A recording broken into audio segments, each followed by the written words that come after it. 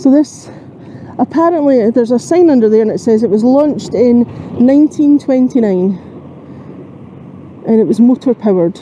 The first motor powered something launched on the 13th of September 1929. There you go.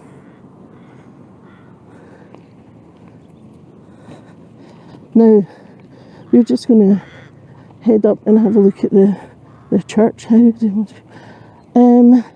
I think there's farming, there's fishing, there's tourism. Then you've got the infrastructure of just running towns and things like that.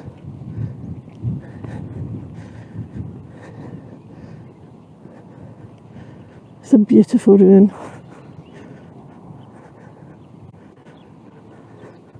So this is old St. Peter's Kirk, and it was one of the first religious buildings from the Middle Ages to survive in the north, one of the finest rather, to survive in the north of Scotland. You see the tower just next to it there. Can't go over the noise the birds are making. It's lovely hearing them.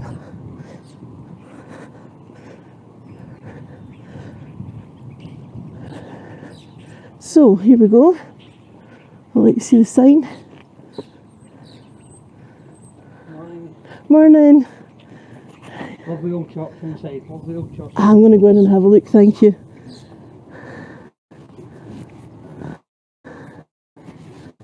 Oh, right, sorry, I was just seeing a local.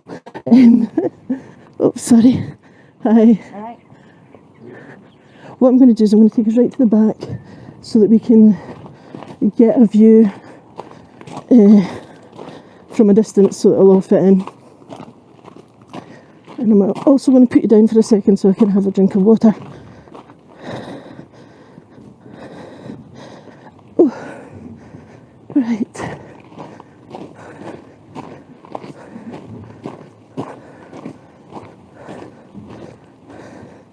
Right, I'll pop you over here.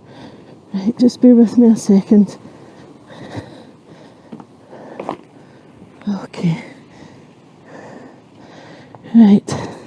So I'm just going to put you down so I can get a drink of water because it's actually quite hot now. Hopefully you've got the image in your picture there. So, yes. Oh, that's better. Now, like I say, it's one of the finest religious buildings in the north of Scotland from this period. It was dedicated to St. Peter. Now it dates from at least 1125, and at one time it was the principal church in the area, in the county, and it was administered by the Bishop of Caithness. So we're in Caithness at the moment, the area. Yes, yeah, there's some of them that are really beautiful.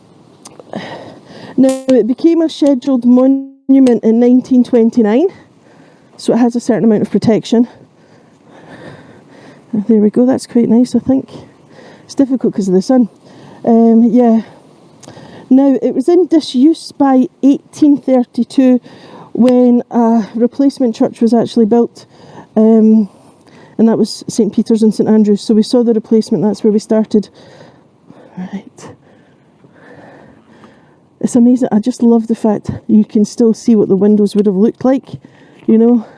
So I'm standing under a tree in the shade. Let me see, I don't think we're gonna, I'll try. So you can see the top of it there, but it's quite worn. Yeah, it's too worn. Above a dungeon,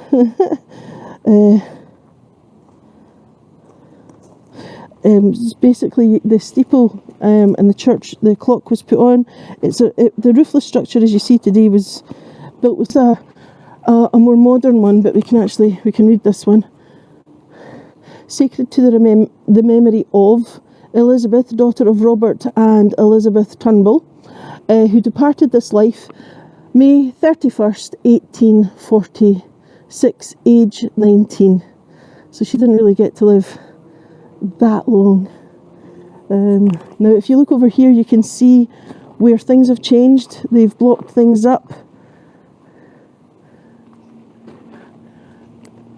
It's such a shame that this memorial's in such a bad state.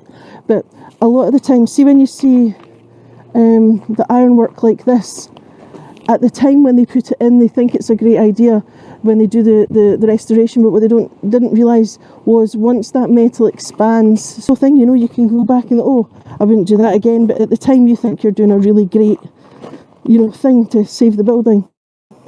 Now, there is a lot of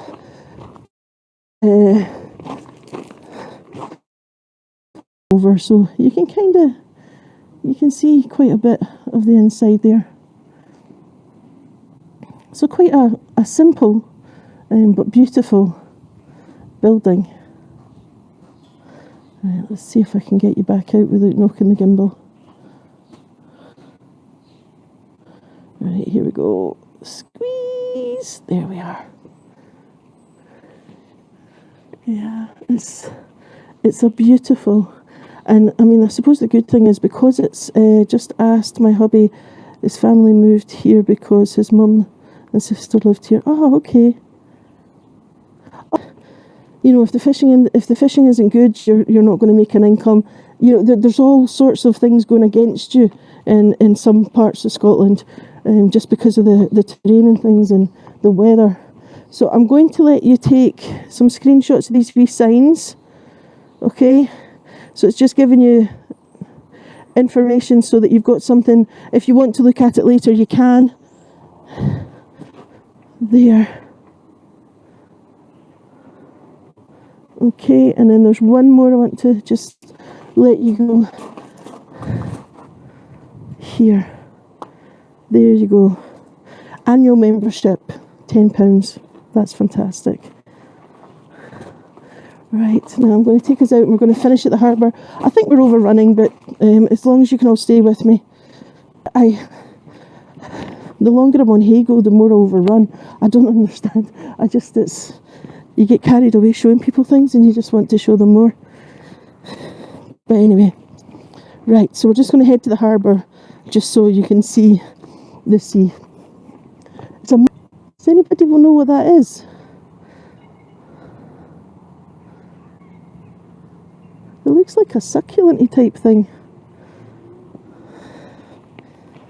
Oh, you had people that came from North Wales? Oh, fantastic. I think there are some Welsh guides. That's good. Right, so we're coming up to the mouth. The tide is well and truly in. And from here we're beginning to see the ruins of the castle. So once I get past that boat, I'll try and zoom in for you so you can get a better look at it.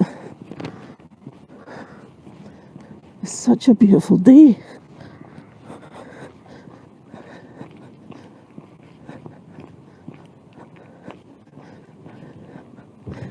That's stunning.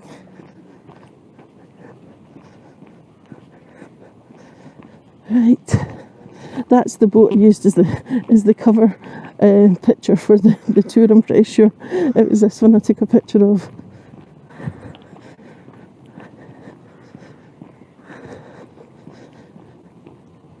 Right, I'll just head over here. It's just so nice here in the water. So you can see the castle is definitely a ruin, but you can see part of the wall that went around as well. I'll just stop and do a little zoom in for you there. See the wall coming towards us, and there's a little sort of turrety bit at the end there, so it was huge. It was very, very big. Water sports as well.